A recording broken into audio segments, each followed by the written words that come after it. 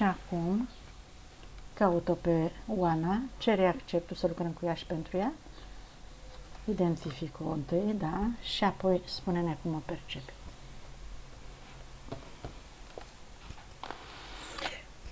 Am găsit-o într-o vale, la un râu mic. E un râu cu apă curgătoare și inițial am crezut că doar se spală pe ochi, dar de fapt ea plânge în timp ce se uită în apă și se spală pe ochi. A fost bătută. Văd că i-a curs sânge din partea stângă a craniului. E vânătă acolo.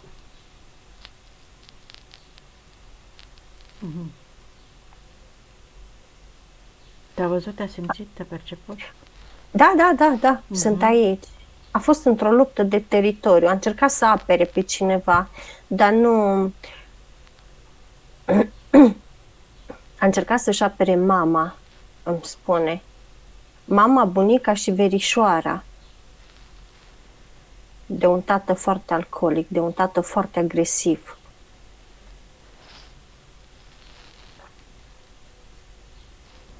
Cu câte vieți în urmă se întâmplă asta? Aici mi-arată, nu mă duce în spate. În viața asta? Da, și acum că tot întreb, îmi face o legătură între viața, ca o linie, între viața asta și precedenta. E cum ar veni, ok, înțeleg acum, e din precedenta, s-a format o buclă traumatică și se, cum să spun, bucla respectivă pe linia asta se plimbă. Când în asta, e între trecut și actual, între trecut și actual. Și posibil și părinții, ia uite-te, sunt aceiași părinți? Aici, dacă spui aceiași părinți, e puțin cu duș întors. Pentru că, ok, când ai spus aceiași părinți, îi văd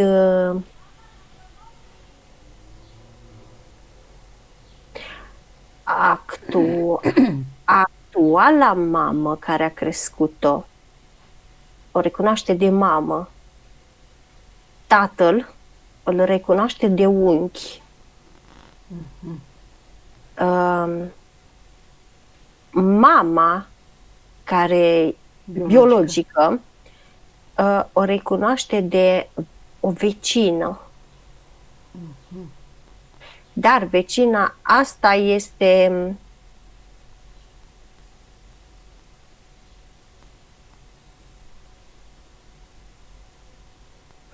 cauza tuturor problemelor, îmi spune, îmi relatează.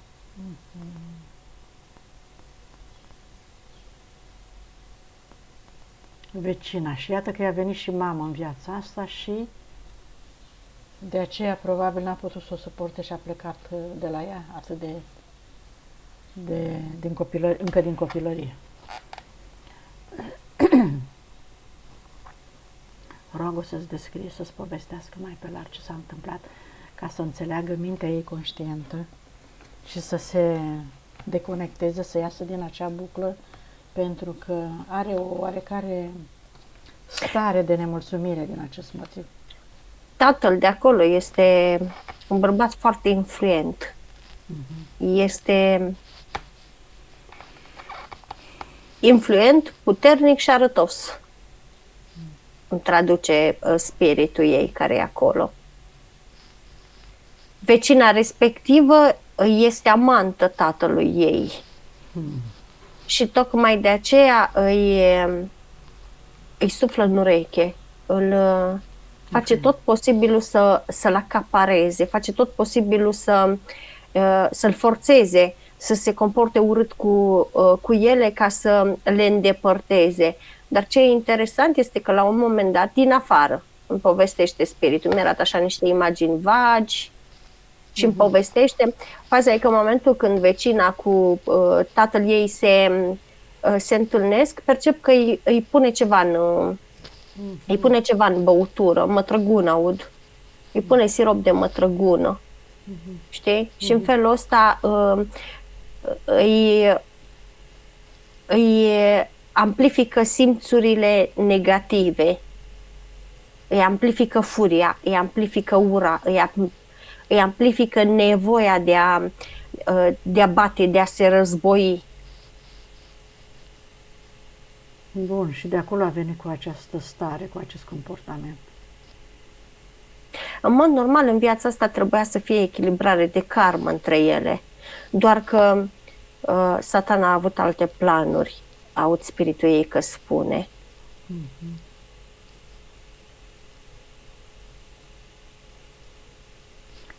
Bun, ce e de făcut acum? Ce zice Oana? Dacă a văzut și și-a amintit și s-a dus Trebuie acolo. să scoată, problema nu e de la partea subliminală care ea conștientizează, deci partea ei subliminală conștientizează, dar este cum ar veni memoria ei celulară impregnată în corpul ei eteric care pulsează. Știi? Da. Pulsează, face valuri.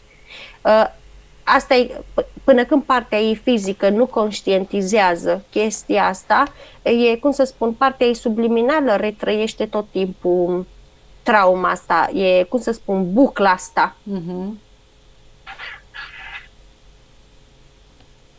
Și n-are decât de acceptat, de iertat, ca să poată șterge și să extragă această... În primul rând trebuie să conștientizeze corpul ei eteric că nu mai este în viața aia, că trebuie să conștientizeze bucla care tot vine frecvent către el. Trebuie să iasă din buclă, spune partea ei subliminală. Da. Este o tristețe, bucla asta când ajunge în corp, când trece prin corpul eteric, așa, activează un cumul de furie, de vinovăție, de nevoie de a se apăra, de nevoia de a se ascunde, de nevoia de a se impune, de nevoia de a ajuta, știi? E o chestie, e un amalgam din ăsta, dar cum să spun, deși spun emoțiile pe rând, ele sunt toate îngrămădite într-un loc. Care pe ea o bulversează. De altfel, eu i-am văzut tristețea pe chipul fizic. Îi se vede așa. Bine. Bun. De aici și frica de oameni, de aici și frica de a sta în față, de aici și frica de oameni autoritari, de aici și... Mare încredere, da. În ei. Da, da. S-au impregnat multe. Și puternice. Astfel de... În piept și în partea dreaptă o afectează cel mai rău. Hai să-i le scoatem acum înainte de a începe lucru, Amalia. Să-i scoatem aceste emoții, și dea comandă și ea, partea mentală, o ajută, ca să putem să colaborăm mai ușor cu ea? Dar se colaborează foarte ușor cu ea atâta timp cât a fost înștiințat corpul fizic. În primul rând, spiritul ei, văd că acum odată că a aflat și corpul ei fizic și corpul ei mental, se duce și sparge bula respectivă, dar o sparge cum ar veni cu un nac de lumină și, cum să spun, e ca și când o absoarbe nacul ăsta de lumină, bula respectivă, știi? O încorporează nac. Așa, urmărește ce se întâmplă, da, cu acolo. O absoarbe nacul ăsta de lumină, după care văd că o trimite în sus. Și o dezintegrează, probabil, da? Cu siguranță o dezintegrează. O transformă în lumină. Ea se transformă în lumină pentru că acul este de lumină. Pentru că acul e de lumină. Ok, se risipește în univers.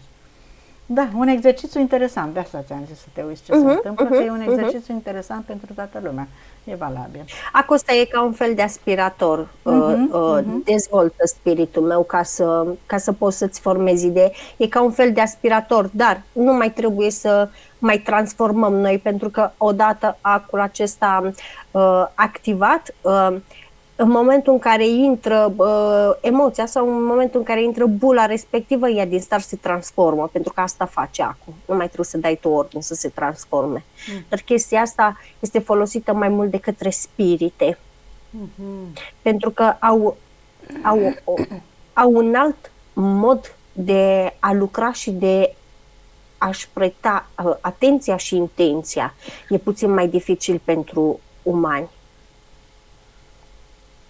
Eu îmi făceam un aspirator mai mare, adică așa mi-a apărut odată. Dar cu acest act poate să extragă orice tip de energie, nu? Să-l transforme, adică atunci când... Spiritele, da. Noi nu. Noi cu puterea intenției și a imaginației nu putem? Nu. Înțeles.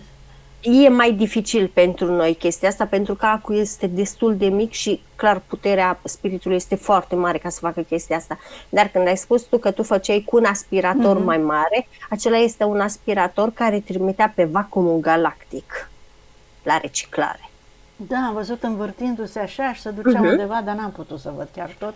Dar i-am dat liber să lucreze, știi? Corect. Există un vacuum.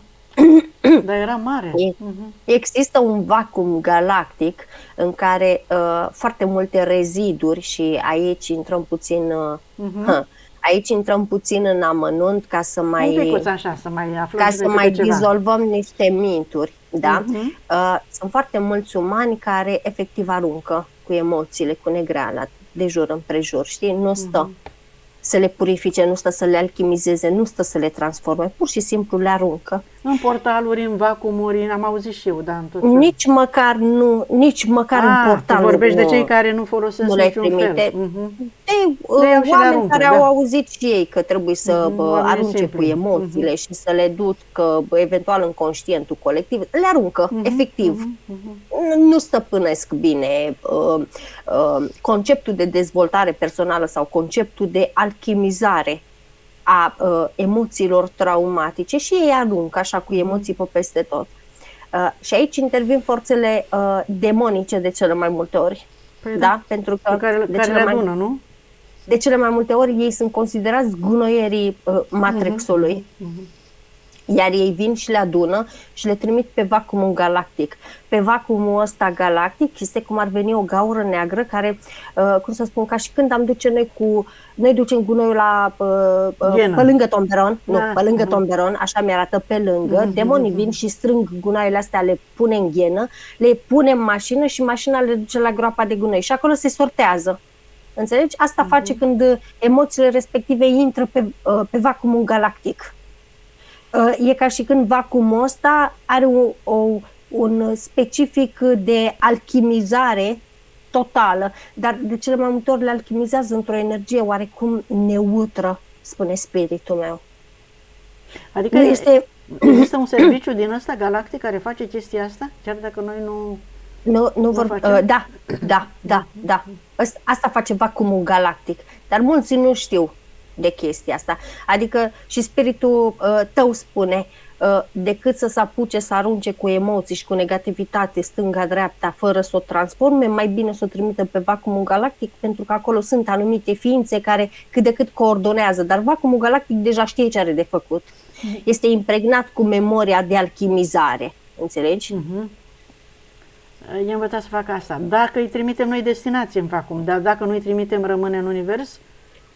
Energia aruncată? Fără destinație? Noi nu ne referim în univers, hai să ne referim doar la Matrix. În Matrix, pardon, da. În Matrixul nostru, corect. Rămâne aici, da? Și se hrănesc entitățile și mai lovesc și pe alții, nu?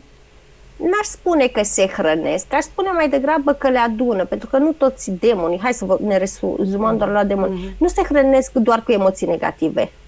Unii dintre ei se hrănesc inclusiv cu emoții pozitive, doar că nu ne place să spunem lucrul ăsta, pentru că noi când spunem demon, noi ne imaginăm de cele mai multe ori o entitate neagră, urâtă, deformată și n-are nicio treabă. Mulți demoni, inclusiv ăia de rang înalt, sunt foarte frumoși. Doar că noi am fost îndoctrinați prin programe, în special cele religioase, să credem că arată ca un țap, că arată ca un cu coarne, nu toți arată așa. Păi nu, ceilalți arată frumos și ei, oamenii îi numesc îngeri, sfinți și așa mai departe. Că de asta îi numesc așa, că îi văd frumoși, dar așa se hrănesc cu energie, dar de altă frecvență. Bineînțeles. Despre asta e vorba. Diferitele entități se hrănesc, unele dintre ele se hrănesc inclusiv cu emoții de bucurie. Dar suntem prea mândri ca să recunoaștem chestia asta. Energia pe care noi o lăsăm să iasă din noi, fără intenție, da? Fără să fim stăpâni pe corpul și pe energia noastră, toată energia este racolată, recoltată, inclusiv că este de durere, de suferință, de bucurie, de fericire, tot ce este lăsat, inclusiv energia sexuală. Noi din chakra sacrală nu trebuie să avem neapărat parte de, cum să mă exprim, ca să nu pară nud pentru înregistrare. Nu trebuie să avem parte de o partidă sexuală ca să dăm energie sexuală. Chakra noastră sacrală emite și emană energie sexuală în permanență. Aia este energia noastră creatoare. Că mulți dintre noi, da, să vorbim la total, că mulți dintre noi nu cunosc chestia asta și o lasă așa, știi? Să zboare pe lângă câmpuri și vin entitățile și o ia, da? De cele mai multe ori entitățile când vin și o strâng, da, și o absorb, câteodată ne ating. Și foarte mulți îi văd că reacționează foarte ciudat. Am fost atacat, am fost atins, dar de fapt entitatea respectivă stă pe lângă tine și doar adună. Nu-ți intră în câmpuri. Înțelegi? Așa cum adună și energia gândului și a cuvintelor și a emoțiilor. Da, bineînțeles. Așa adună și energia sexuală, da. Și aici intervin arhonii, da? Care totuși, hai să-i plasăm... Când vorbim de arhoni, vorbim de niște ființe, dacă mă întreb pe mine, mai rele ca demonii, net superioare ca răutate, da? Să o spun pe românește și pe limbajul meu, net superioare demonilor, inclusiv ca răutate, în momentul în care, cum să spun, au niște contracte cu zeitățile astea foarte, foarte înalte, niște contracte, niște înțelegeri, mulți dintre arhonii ăștia o să-i găsești la calculatorul central, înțelegi? În momentul în care este nevoie de un anumit tip de energie, ei de la calculatorul central, dar nu trebuie neapărat să trimită pe cordon în implantul care îl avem în ceafă. Înțelegi? Undele psihotronice pe care le trimit, ok, de cel mai multe ori sunt trimise pe cordoane fiecărui uman, da? În funcție de energia care vrea să o ia de la umanul respectiv, dar când vrea energie colectivă, o trimit pur și simplu în grila matrice, în grilele noastre matriciale. Imaginează-ți că noi, grila matricială arată ca o perdea de jur împrejurul nostru. Exact așa. O chestie cu noduri, cu găurele, cu electrică. Așa pare, electrică. Și fiecare, ți-am zis, fiecare avem matricea noastră. Matrice. Și tu la fel ai matrice. În momentul în care, per colectiv, și vorbim aici la colectiv, da? Să nu uităm, fiecare suntem în matricea noastră, dar în momentul în care se vrea o energie de colectiv, de la toți, nu mai trimit pe cordoane în ceafă, trimit direct în grilele matriciale aceeași undă psihotronică, ca să extragă de la toți. Și atunci percepem toți cam aceeași chestie. Corect. Ca să ne facă pe toți la unison să dăm același tip de energie. Că e furie, că e frică, că e teamă, că e agitație, că e... în funcție de energia care vrea să o ia atunci de la colectiv. Și după aceea, per total, are grijă de de matricea fiecărui individ în parte. Știi? Că poate de la tine ia speranță, poate de la ăla ia nefericire, poate de la ăla ia puțină bucurie și tot așa, știi? Păi înseamnă că îi hrănim la greu în felul ăsta. Că noi nu suntem conștienți decât o foarte mică măsură din timp. Ca o concluzie, Amalia, în fiecare seară, să zicem, toate emoțiile le trimitem în vacuumul galactic pentru transformare? Cel mai ok ca pentru să nu le mai dăm atâta hrană? Nu, cel mai bine pentru noi ar fi ca fiecare să conștientizăm că nu avem cum să fim, hai să folosesc un cuvânt ăsta mai la modă, nu avem cum să fim zen în permanență, da? Pentru că totul suntem în Matrix și dacă am fi zen în permanență, n-am mai fi aici, da? Da, cu siguranță, nimeni nu este, chiar oricine s-ar lăuda că este, nu se poate, am înțeles. Toți captăm energie negativă, toți captăm anumite umbre în jurul nostru, toți captăm anumite unde de formă de la alții, toți captăm inclusiv emoții de la alții, adică toți absorbim și se prinde din noi energie. Cel mai important este ca seara, la culcare, cei care stă bine pe imaginație ar putea să-și imagineze cum strâng toată această energie, știi? Mi-arată într-o sferă pe care cu puterea intenției o transformă în ce vor ei. Nu în vacuumul galactic, zici. Nu. Bun, să stabilim. Nu, pentru că e mai greu de trimis în vacuumul galactic. Trebuie să stai, să-ți imaginezi aspiratorul, cum vine, cum trage. Dacă nu ți imaginezi, nu vine? Nu. Nu. Da, într-adevăr, eu l-am văzut, da, atunci. Pentru că ți-aduci aminte tu cu spiritul? Da. Dar tu l-ai văzut. Imaginează-ți că sunt foarte mulți care cheamă spiritul sau cheamă chestiile astea pe pilot automat și niciodată nu știe ce vine. Înțelegi? Tocmai de aceea lucrez cu intenție. Am strâns energia asta pentru că sunt conștientă că n-am cum să nu o fi acumulat. Oricâte cristale de protecție am, oricâte protecții îmi fac și așa, e imposibil să nu te impacteze la un moment dat ceva. Să prinde de tine, nu știu, treci într-o gârlă, ca plouat afară, e imposibil măcar pe pantofi și tot te murdărești. Pentru că îți pare rău că te-ai murdărit, pentru că te-a deranjat o pietricică și tot frecvența. Bineînțeles. O emiți. Acum, deja am stabilit, deși mulți nu o să fie de acord, asta este informația care îmi vine, asta este informația care o dau. Da. Cui nu-i convine, poate să comenteze mult și bine. Să schimbe și să facă altceva, sigur. Că nu obligăm în momentul în care, deci s-a stabilit că toate emoțiile hrănesc pe câte cineva, da? Pentru că suntem în dualitate. Noi, ca să nu mai hrănim, noi ar trebui să atât emoțiile bune, cât și emoțiile mai puțin negative, să le integrăm ca fiind una, să stăm în starea de neutralitate. Iar noi nu stăm. Noi întotdeauna, pe cine o să auzi, o să vezi că alege lumina, alege iubirea, alege partea asta pozitivă, știi? Da. Și reneagă total partea negativă. Nu ești cu nimic mai bun dacă tu ești aici în dualitate, adică cu partea albă, cu partea neagră și tu te duci mereu către partea albă și partea neagră o îndepărtezi, știi? Deci cât timp, inclusiv dacă alegi doar lumina și doar partea bună, ignorând-o pe cealaltă, nu e nicio diferență decât de energie.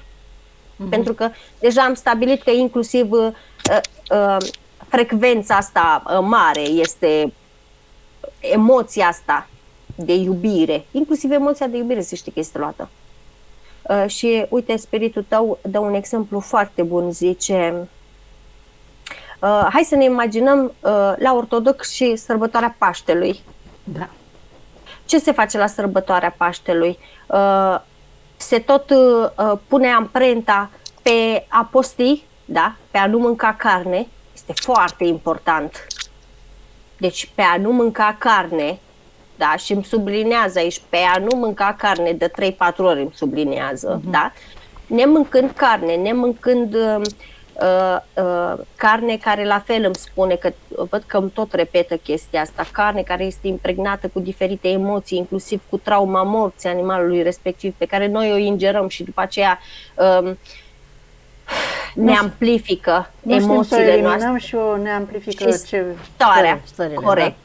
Da. Deci sunt câteva săptămâni în care ne obligă practic postul ortodox să eliminăm carnea, da? Astfel încât să ne purifice, să ne ridice frecvența, știi? Și în ziua de Paște, cine este fericit? Cine mănâncă animale moarte, carne și... Da, dar deja când se oferă veniți de luați lumină, Popa nu cheamă oamenii să ia lumină. Popa în realitate cheamă entitățile să ia lumină, pentru că oamenii, nemai mâncând carne, nemai mâncând emoții negative, își activează inconștient corpul de lumină. Și tocmai în momentul în care el vine simbolic cu lumânarea și strigă în și veniți de luați lumină, el în realitate, în energetic, cheamă ființele care să se ia hrănesc lumină cu de la lumina oameni. aia, cu lumina aia a oamenilor de atunci. Înțelegi? Da, că ai zis că sunt mulți care se hrănesc cu diverse. Da, bineînțeles, dar asta se întâmplă Energii. de Paște. Și după aceea ce se spune? Paște fericit. Cine este fericit? Paștele, nici de cum noi. Da, da, da. Da, da, da. Și acum spiritul meu spune că e ok să revenim. E suficient, doar vreau să trag o concluzie. În fiecare seară să adunăm toate energiile pe care le emitem, și bune și rele, le-am emis de-a lungul zilei, și să le transformăm în ce ai zis? Să le transformăm în energia și sau în programul de care noi avem nevoie. Pentru că știe sufletul și spiritul ce avem nevoie, da? Sau putem să alegem, da? Că tot ne place nouă să ne batem cu pumnii în piept că avem liber arbitru. Uite, aici se aplică liberul arbitru. Noi putem să alegem energia respectivă, să o transformăm. De exemplu, toată energia negativă o vizualizez într-o sferă neagră, da? Aici este o adun energia. Toată acolo, o bagi acolo, o adun toată aici, da? Și îmi imaginez că ea începe să se rotească în bula asta pe care am prins-o, se rotește până se luminează și în momentul ăla eu o transform într-o energie de iubire, de prosperitate, de înțelegere, de armonie, da? Măcar mă ajută. Bun, foarte bine, mulțumim. Mergem mai departe. Eram la momentul la care ea a conștientizat și partea fizică și a ieșit din nodul ăla în care era. În care i s-a distrus bula dintre... Și acum putem să continuăm. Și acum putem să chemăm contractele. Ne spui întâi câtă energie are ea, înainte să ardem contractele? Are energie de 76. 76. Câte vieți are? 465. De unde vine?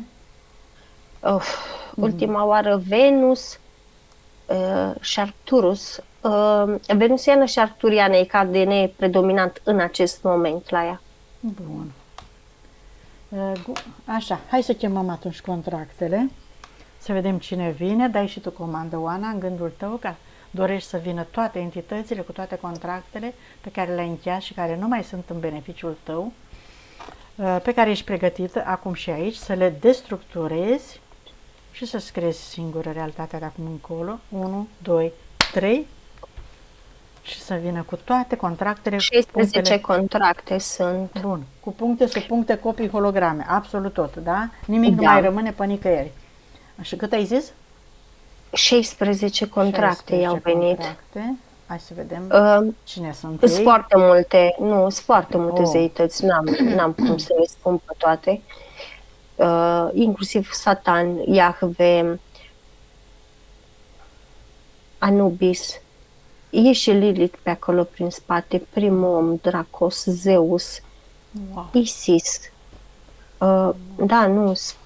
Lucifer la fel e pe acolo prin spate, dar, cum să spun, ăștia au structură de desubt. Adică mai are și alții sub ei. Adică e un fel de consiliu, aș zice, dar nu neapărat. E, cum să spun, fiecare instituție cu subordonațiile. Să înțelegem, Amalia, că ea, având situația aia conflictuală de acolo, a venit cu toată armata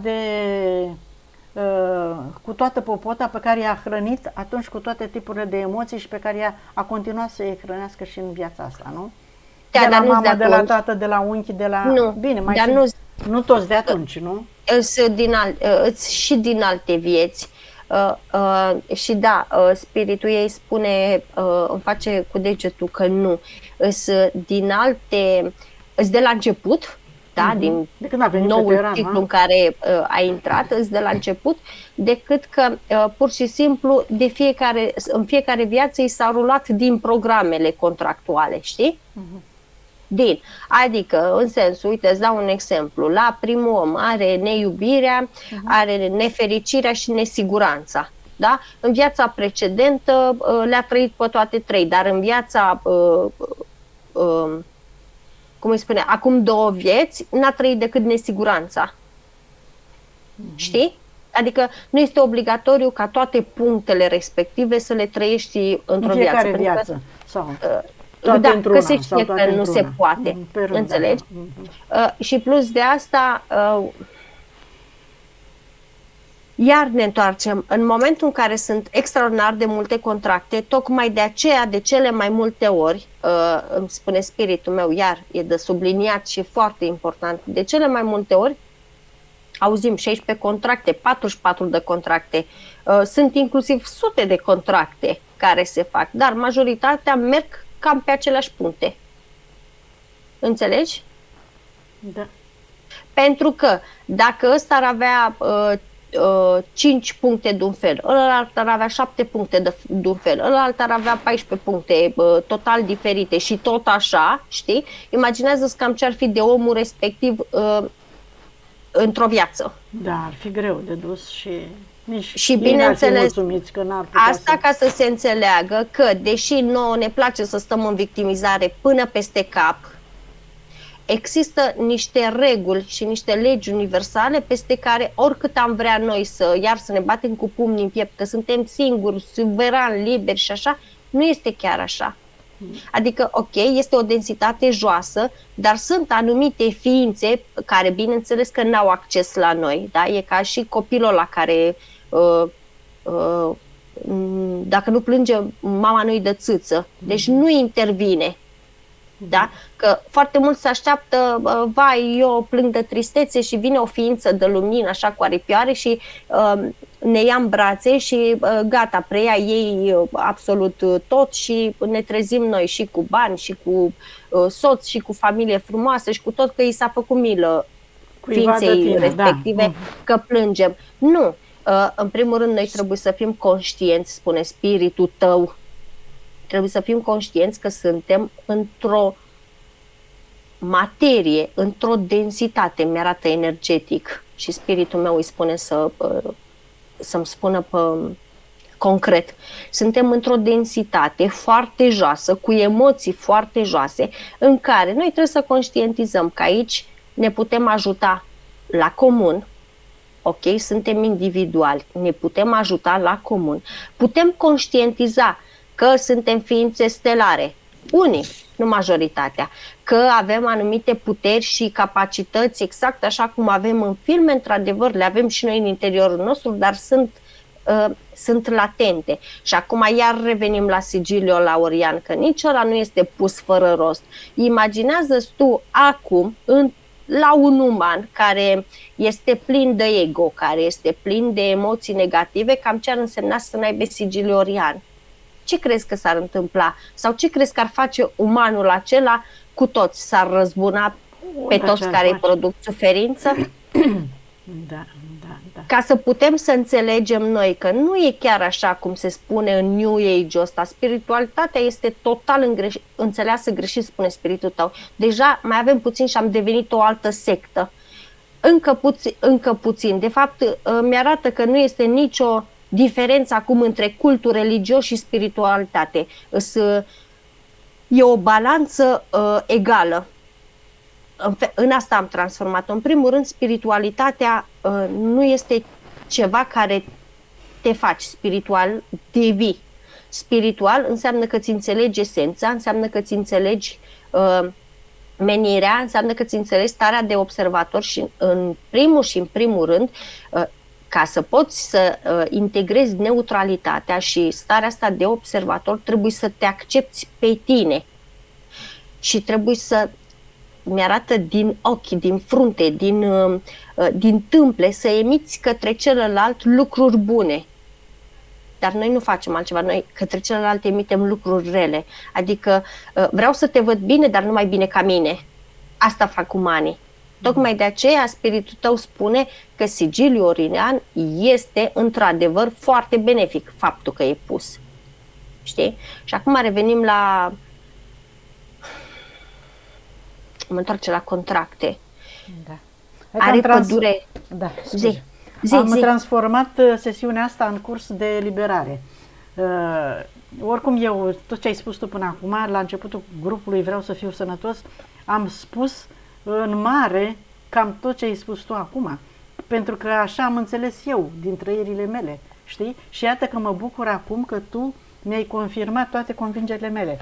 Și iată că le-ai luat de la spiritul meu. Deci am înțeles bine, am scris cât de cât mintea mea a perceput o parte din informațiile corecte. Asta am vrut să subliniez. Și acum spiritul meu râde și spune exact așa: ai văzut după cât timp ți se confirmă o informație? După Ai 6 văzut ani. că de corect. Adică foarte mulți vor schimbare. Ok, am respirat astăzi, acum de 3 ori, gata, vreau să se întâmple cu tare lucru. Nu, pentru că noi trebuie să fim pregătiți și aliniați ca să primim chestia respectivă. Și ca să nu vorbesc că prima carte de hipnoză am citit-o la 14 ani. Deci nu sunt doar 6 ani. De când eu mă pregătesc ca spirit, mă gândesc, știi?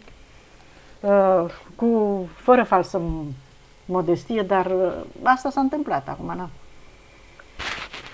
Asta se întâmplă. Probabil că doar că mult timp ne trebuie până înțelegem niște lucruri și le și executăm, adică le și efectuăm, ca să zic așa. Să nu avem mari pretenții să evoluăm așa de repede. Da. în momentul când nu mai ai așteptări, totul se întâmplă rapid, spune spiritul meu. Aici e problema, că noi avem așteptări în absolut tot ce facem, dar în momentul când facem orice și nu avem așteptări, totul se manifestă rapid. Acolo ne blocăm. Deci, și mi-arată, nu neapărat atașamentul, atașamentul te blochează cât te blochează așteptarea. Care sunt două lucruri total diferite, că eu i-am făcut, pentru capul meu sună la fel și a zis nu. O să vezi că există o mare diferență între atașament și așteptare. Sigur că da. Bun, contractele. Durere mai are, Așa. judecată, îndoctrinare, abuz, supărare, îndepărtare, mascare, invizibilitate, neapreciere, oboseală, singurătate. Mai sunt vreo două, dar nu le pot descifra. Estompate, înseamnă că mai are puțin și le înțelege, le elimină. Nu, sunt șterse și nu pot să le rescriu, nu-mi dă voie să le rescriu. Îți destul de lungulețe, să știi. Păi și dacă sunt șterse, mai sunt active? Nu sunt active, nu? Nu? A scăpat de ele, da? Da, tocmai de aceea stau și șters. Dar fii atentă, deci fii atentă, asta e bombă de informație pentru mine. Deci sunt emoțiile, bine, contractul e mult mai nou, dar eu intru direct pe emoții, că foarte mulți cred că avem o foaie pe care nu, contractul e foarte lung, dar eu intru și citesc direct emoțiile, că pe aia mă interesează. Deci asta e bombă de informație pentru mine, deci sunt emoțiile, asta, și la un moment dat, astea care sunt șterse, deci fii atentă, sunt șterse, dar tot le rămâne amprenta. Și le poate întâlni în altă viață oricând cu influența lor. La un moment dat, dacă, fii atentă, la un moment dat, dacă ai scăzut vibrația sau dacă ți-ai scăzut vibrația egală cu emoția respectivă, există riscul să se reactiveze emoția. Acea emoție care tocmai e ștersă. Să se rescrie, înțelegi? Sau dacă la fel văd separat, mai îmi dă spiritul meu un exemplu, la fel, emoția e ștearsă, dar ea e totuși, cum să spun, se vede. Are amprenta, i-a rămas amprenta. Exact. Dacă tu te scazi vibrațional sau dacă tu te cerți cu o persoană în fața ta care are vibrația emoției respective și tu te scazi vibrațional pe emoția respectivă, la fel, poți să o preiei și imediat există riscul să o reactivezi, că tot îmi băteam eu capul de ce se tot reactivează emoțiile astea. Da, pe întoarcerea la trăirea pe care ai avut-o când ai creat acea emoție, e logică. Corect. Foarte bine. Corect. Da, uite, și asta o știam. Corect. Bun, perfect. Am lămurit foarte multe informații. Se ard contractele. Așa. Acum gata. Mergem la scanare după ce se ard. Botez de cununie de așa că la... Asta face spiritul meu, da. Nu știu dacă l-ai numit printre nenumăratele entități pe Iahve, dar cu siguranță a fost. Da, cum să Nu nu? scapă în nicio ocazie, deci arde toate ritualurile de botez cununie, din toate viețile și din viața asta și de orice. Care i-au cauzat și prin care a dat energie și recuperează toată energia. Bun. Ok, gata. Scanare. Wow, Da. e foarte fericită să scape. De repede de ele. Da, și în momentul ăsta o percep că vine așa pe lângă mine și îmi dă târcoare și mă studiază, știi? Și să uită așa, dă din cap, știi? Adică ceva de genul, da, îmi place, da, nu mă așteptam, da, știi? Adică e foarte copilăroasă. Da, a fost acolo, Amalia a fost prezentă cât ai vorbit tu despre Da, bineînțeles, astea, da, cum să deci, nu, e foarte comunicativă. Bun. Putea să facă de capul ei chestia asta, îmi spune, are abilitatea de a face chestia asta de capul ei, dar i-ar fi amânat foarte mult integrarea tuturor părților, pentru că părțile de jos n-ar fi conștientizat. Și în felul ăsta s-ar fi făcut declic cu centrii superiori și centrii inferiori. Înțelegi? Deci tocmai de aceea a așteptat să facă lucrurile ca la carte. E foarte tipicară, îmi spune. Lucrurile trebuie făcute ordonat, bine și cu seriozitate. Primul lucru care și îmi spune că le scoate ea. Îi zic, ok, le scoți tu, zic eu ți le arăt. Și îmi spune, nu, știu de ele. Scoate de la ficat, între ficat și bilă, scoate un sigil în formă de fluture. Cam așa apare, în formă de fluture. Ăsta tot, cum să spun, făcea legătura dintre bula respectivă, din viața respectivă și viața asta. Wow, cu emoțiile de asta avea dureri sub coasta. Corect, și dă și în spate. Îl scoate. Scoate semnul cruci după frunte și după toată fruntea, dar e cu frunte, cu nas, cu dinți, cu tot.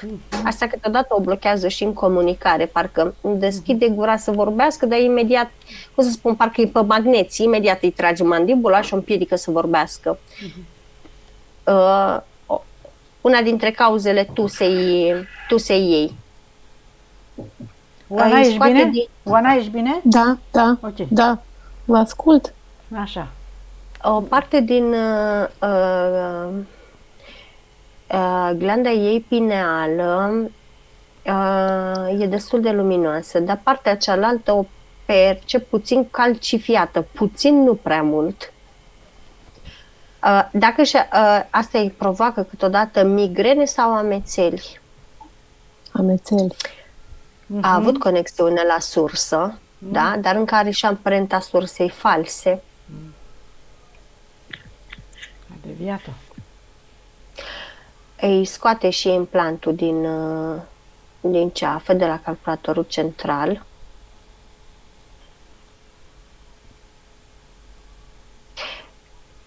Ambii fetuși au fost în câmpurile ei. Cordoanele încă sunt active, acum văd că îi eliberează și destructurează ea cordoanele, percep. Pe spate îi percep mama, a tot venit și s-a străduit să-i atragă atenția, a tot vrut să stea de vorbă cu ea. Știi? De acolo și câteodată junghiurile puternice care le-a avut în spate. Okay.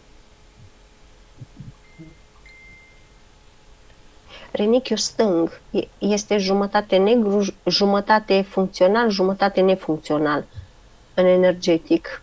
Foarte multă energie neagră acolo, foarte multă energie, nu-mi place să folosesc deloc cuvântul ăsta, trebuie să-l folosesc, mlăștinoasă. Nu-mi place să folosesc cuvântul mlăștinoasă, nu, noroioasă, mai bine. Nu e nicio diferență, dar îmi creează așa o stare de disconfort când... Nervul vag, care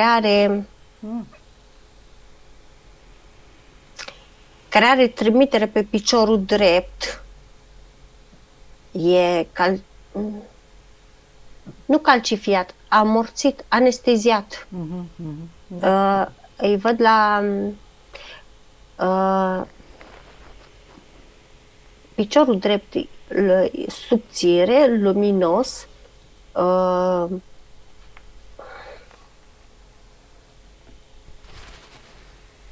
oxigenat, ok, Da. dar rigid, static.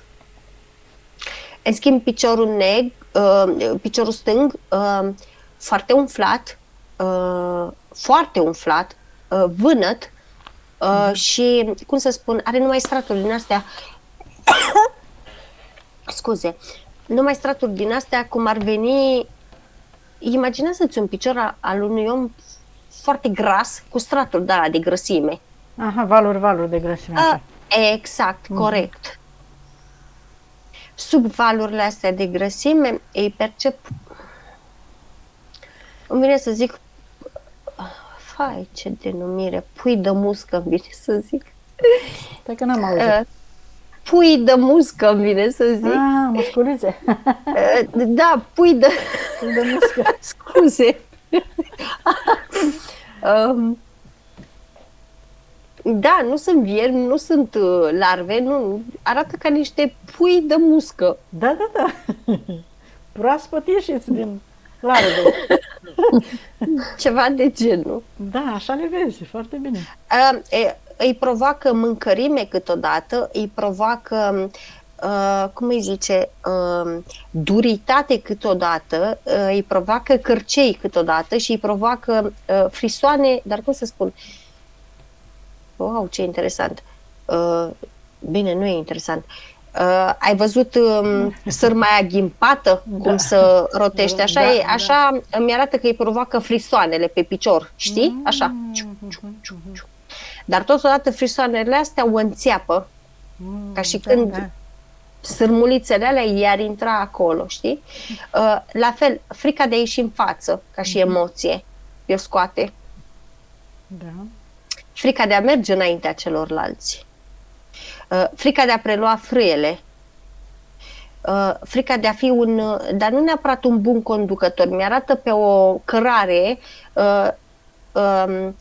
în momentul în care ea ar fi pusă prima să intre pe cărare și oamenii să o urmeze, îmi arată că pur și simplu împietrește și pică în râpă, leșină, știi? Duf, duf.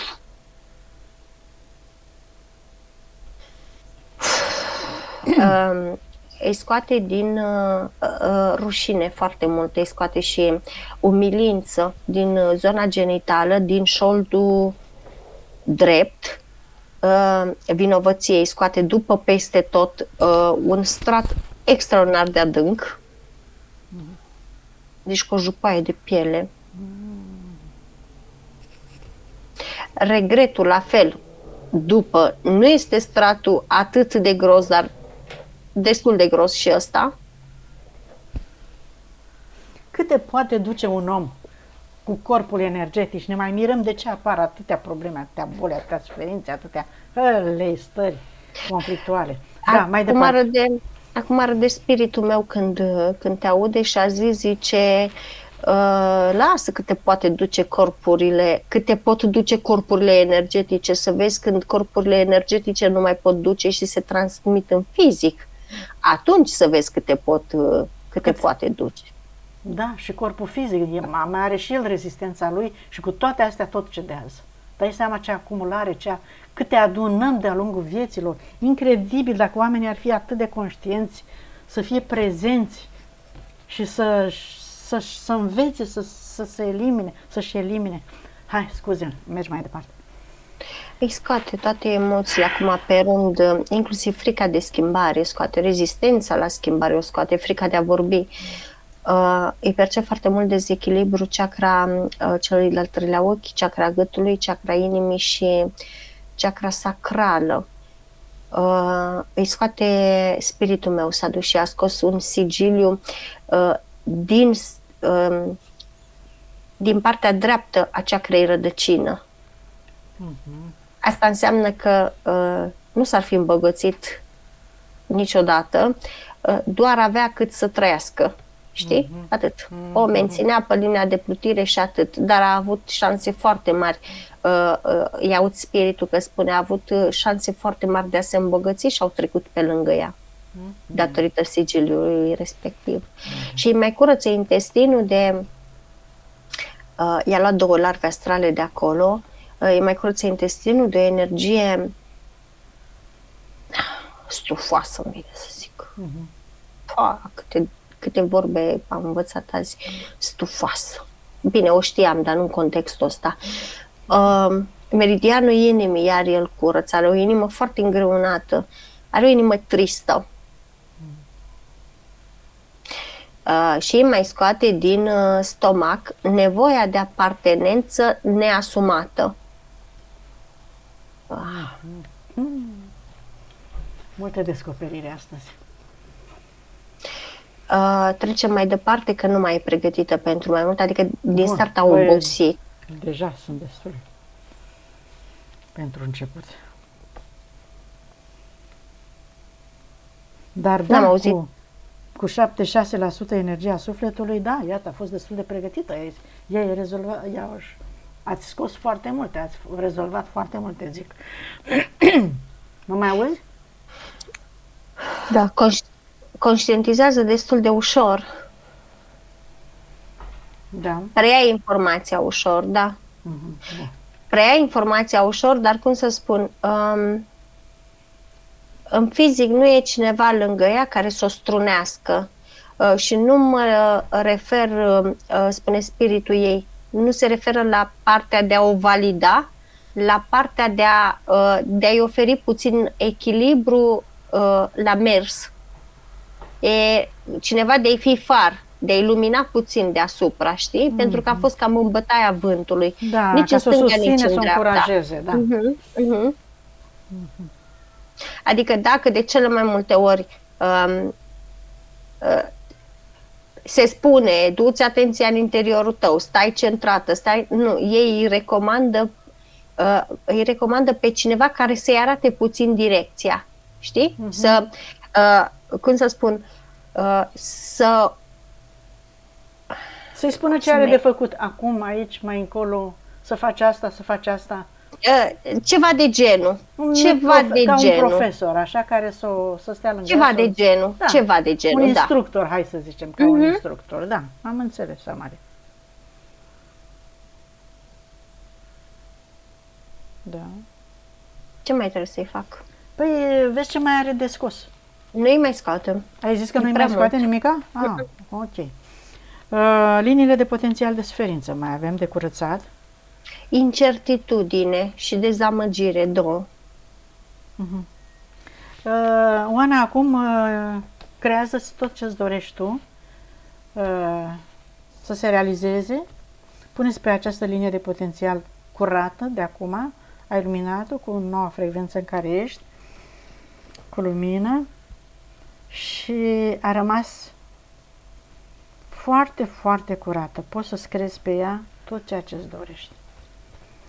Sănătate totală, belșug, relații de cum vrei, la serviciu, cu băiatul, cu partener, cu ce vrei tu, cu mașina, cu șofatul, iată, hai să vedem de ce e teamă să șofeze. Își pierde echilibru când șofează. Nu era destul de stabilă emoțional în perioada în care șofa? Sau?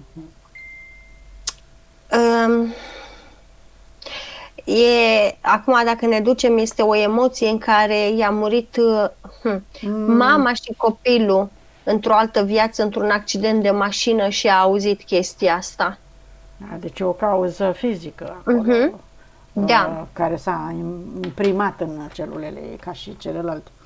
Ok. Bun. Păi să scoată și imaginea asta, să o dizolve, că acum știe cum. Din inimă îmi scoate. Foarte bine, foarte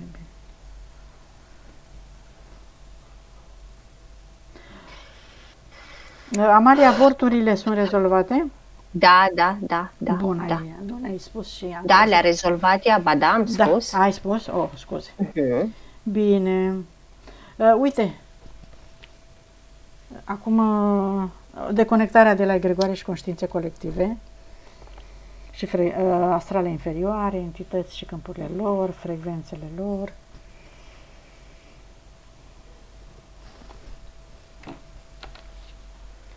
Și să mă uit pe puncte înainte să trecem la cordoane.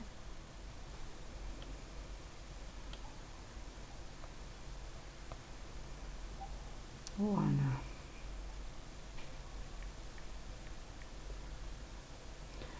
Uite, știi ce are ea ca un punct?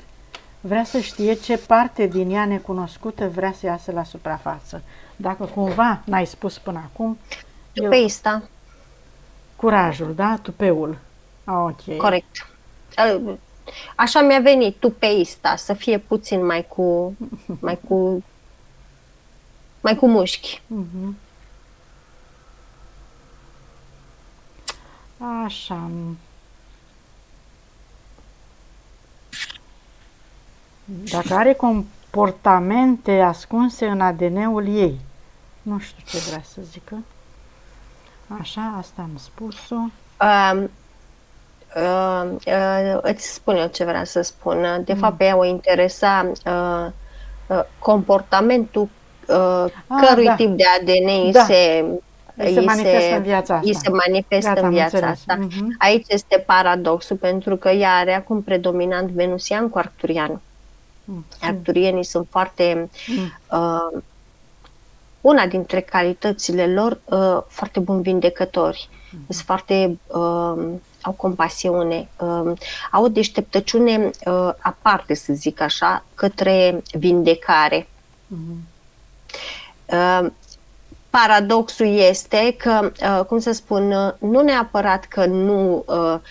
și arcturienii stă în grupuri, dar venusienii sunt cei care caută iubirea în alte locuri, lasă pe Venus. Caută iubirea, caută familia, caută conexiunea aia întreagă. Iar bineînțeles că ea, cum să spun, nu-și manifestă nici comportamentul de venusian, decât într-o mică parte, și asta cu copilul, nu-și manifestă nici comportamentul de arcturian, pentru că ea stă în spate. Deci e un paradox între. N-are nici familia venusianului, nu iese nici în față să vindece ca arcturianul, înțelegi? E o oarecare confuzie acolo. Bineînțeles, tocmai de aceea e confuză și în fizic.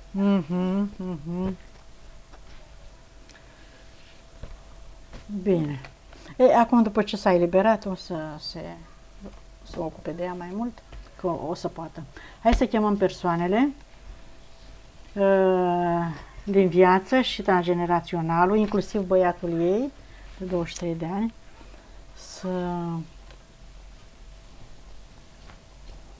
are cordoane de curățat atât pe transgenerațional cât și cu persoanele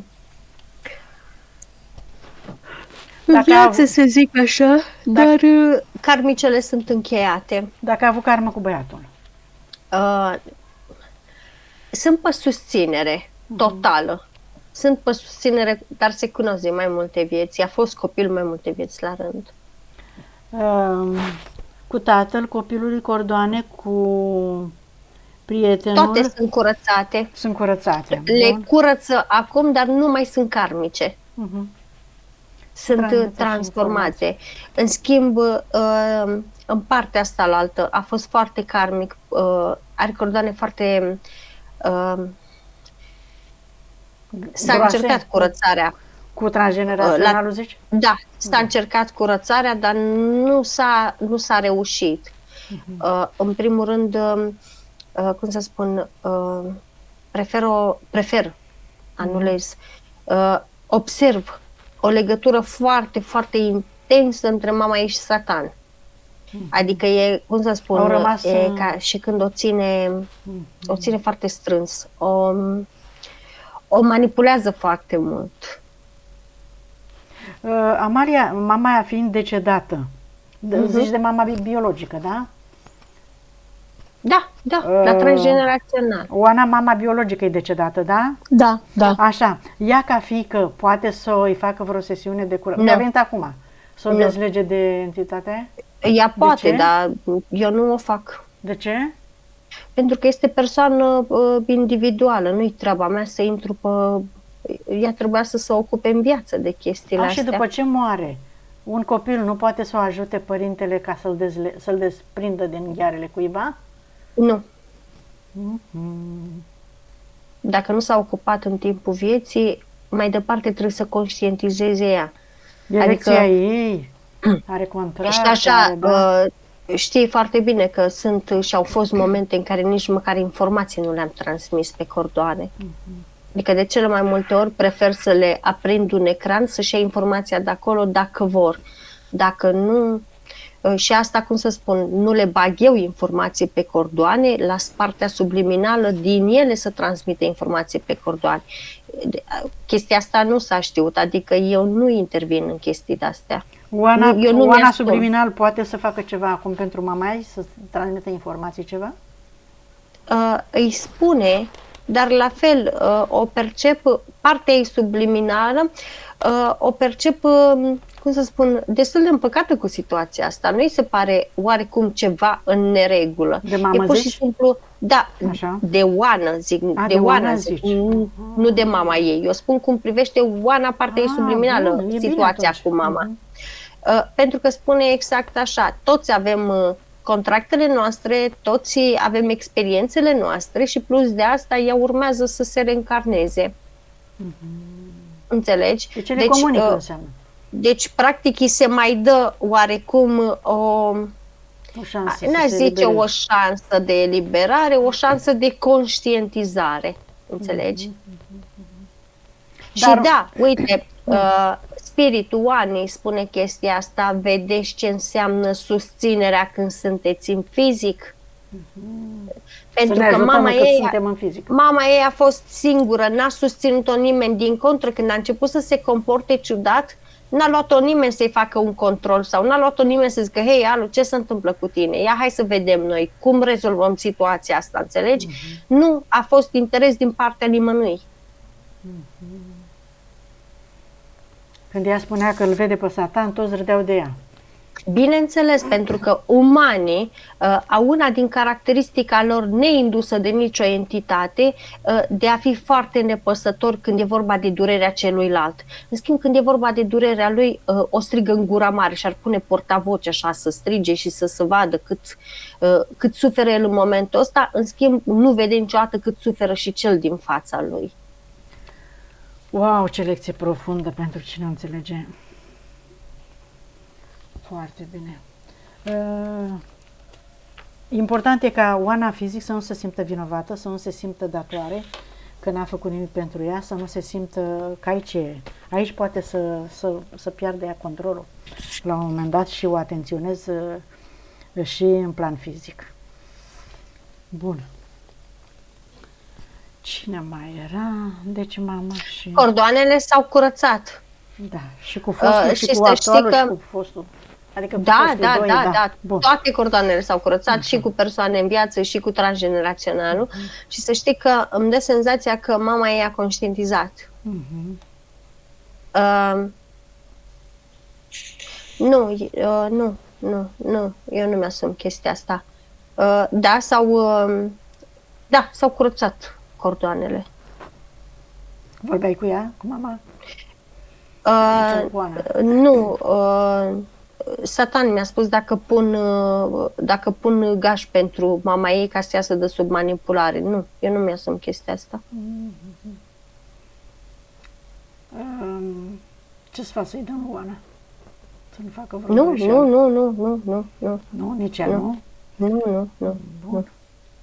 Cum să punem gaj noi pentru altă persoană? Nu. Nu, și partea e subliminală. Dacă ar vrea cât timp eu lucrez pentru ea, nu aș permite lucrul ăsta, nu. Doar dacă ar fi în fizic și ți-ar cere partea fizică. E altceva. Atunci. Okay. Ca să lămurim. Corect, este altceva. Nu. Bine, Maria. Adică Nu vorbim de o mamă care are copilul la transgenerațional, știi, și a murit cât a fost în câmpul ei și atunci, da, este altă treabă. Face parte, cum ar veni, din întregul mamei. Deși și aici este puțin discutabil, dar acolo m-aș băga, înțelegi? Dar în situația asta, nu. Am deschis un ecran, în schimb, i-am arătat mamei partea mea de adevăr. I-am arătat ce s-a întâmplat în timpul vieții, ceea ce am văzut, că ei s-au deschis brusc abilitățile, că n-a știut să le controleze, că oamenii, așa e nația lor, să fugă de ce nu înțelege, să fugă de oamenii care nu corespund filtrelor lor de viziune. Este perfect normal, pare să înțeleagă, este puțin tristă, dar totodată nu o văd supărată pe Oana. Adică pare că își înțelege.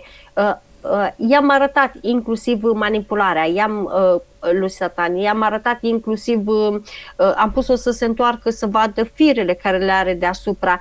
Le înțelege, dar cum să spun, au avut colaborări întregi de vrăjitorie. Uite, acum am spune Satan. În care mama ei a făcut jertfe, înțelegi? Da. Și a făcut inclusiv jertfe umane. Deci vezi? Deci vezi cum mă prindea? Da, îți dai seama, preluai tu, prelua Oana, prelua copilul Oanei, Nu, cine știe ce se mai pe mine întâmpla, m-a întrebat. M-a întrebat dacă pun gaș pentru ea, deci mie nu mi-a arătase încă chestiile astea. Adică e ceva de genul, ok, o las deoparte, răspunzi tu pentru ea? Nu, eu nu mi-au răspunderea pentru mine, doar pentru copilul meu atât. Da, corect. Pentru copilul meu și pentru persoana pentru care eu lucrez în această sesiune sau în sesiuni de obicei. Ce face după sesiune, dacă au experiențele lor, este fix treaba și problema lor. Eu nu mi-au răspunderea pentru mine. Da, bine. Spiritul ei este acolo. Hai să vedem dacă îți percepi spiritul, Oana. Te rog să-i spui, să te atingă, să se manifeste, ca să-l percepi. Spune că de acum încolo vrei să rămâi alături, să-l simți, să-l auzi, să-l asculți, să colaborați permanent pentru binele întregului corp al vostru și să fiți permanent de acum încolo împreună. Și spune să te atingă pe corp ca să-l percepi. Pe mâna dreaptă am simțit ceva? Pe mâna și pe sânul drept, da. S-a apropiat de ea, nu? A atins-o. Da? Bun, acum, conexiunea cu energia pură a Pământului din centrul tălpilor tale. Oana, îți imaginezi două fascicule de lumină puternic, strălucitoare, care cresc, se adâncesc până în centrul Pământului și te conectezi acum, Oana, cu sfera uriașă de energie pură a Pământului, spiritul, sufletul Pământului, care ne susține, care susține întreg Pământul, cu energia, cu puterea, cu magnetismul, cu frecvența lui benefice. Și te-ai conectat cu iubire și recunoștință, mulțumind Pământului pentru tot ceea ce ți-a oferit și ți oferă. Atâta timp cât trăiești pe Pământ, după aceea te deconectezi de tot și de toate.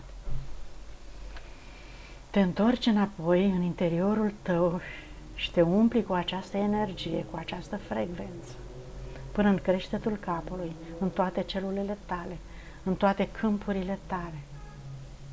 Și te simți mai puternică, mai încrezătoare, mai stabilă, din toate punctele de vedere, emoțional, mental, fizic.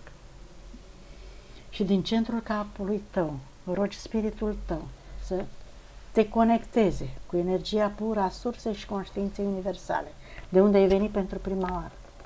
Să caute cordonul, frecvența, să-ți caute matricea originală și să-ți amintești toate valorile tale, toate capacitățile, toate darurile cu care ai venit. Dacă au rămas pe acolo, pe undeva, ți le amintești, ți le găsești și ți le recuperezi în totalitate, întorcându-te în interiorul tău, Ana, cu toate aceste valori, toată această energie și îți activezi toate memoriile și puterea inimii, accepti și integrezi energia masculină cu energia feminină și integrezi cele 3 părți, suflet, spirit, minte. În inimă. Așa. Bine, acum extindem energia și câmpurile și le reorganizăm, le ștergem toate amprentele trecutului, că a avut destule, să nu mai dea energie, să nu-și mai amintească, să rămână curate, puternice, luminoase, fiecare în culoarea ei, să extindă mai departe, să curețe casa, tot spațiul, toate obiectele ei și vezi dacă are portaluri. O amprenta unuia, nu-i percep portal deschis.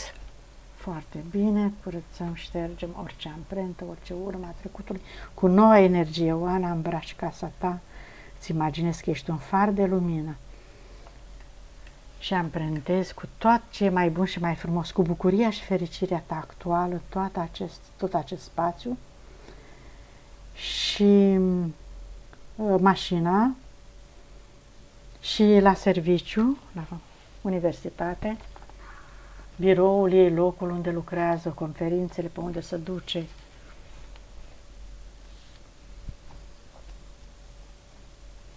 Da. Și robinetul abundenței. S-a deblocat puțin mai mult de când s-a scos sigilul respectiv de la chakra rădăcină. Dar tot îi mai recomandă spiritul ei să-și facă curaj să vorbească, să-și facă curaj să-și spună părerea, să-și facă curaj să se arate, să se evidențieze, pentru că are foarte multe calități. Și are multe de spus și de făcut. Corect. Așa este. Cât la sută s-a recuperat și câtă conștientizare a dobândit în urma acestor informații? 100%, 83. Bun. Metabolizare? 6. Îmi scade la 5. Îmi scade la 5. Bun, receptivă. Ce ai perceput, Oana? Cum te simți? Rămâi acolo, spune-ne. Mă simt bine. O energie în partea de sus a capului și în gură limba parcă mi-a amorțit sau multă energie pe partea de sus, de la piept în sus. Se pare că ai simțit energia când s-a lucrat, da? Da. Așa. Și am avut câteva momente, parcă nu eram aici, parcă aveam impresia că și la început am avut picioarele pe o tăbliță de la masă, deci nu pe masă, masa are dețuptul. Și simțeam că masa pleacă, ca și cum, nu știu cum, da, păi, masa cu pleacă. 7-6 energia sufletului, a fost destul de receptivă, a fost acolo, a fost prezentă. Așa. Și când Amalia a început, înainte să spună unde mă găsește, eu m-am văzut într-o pădurea era în dreapta, era o cărare pe care eu mergeam în jos, nu am văzut apă sau râu, dar mă văzusem pe o cărare în pădurice, mergeam. Da. Și am rămas foarte surprinsă că ea tot undeva coboram la vale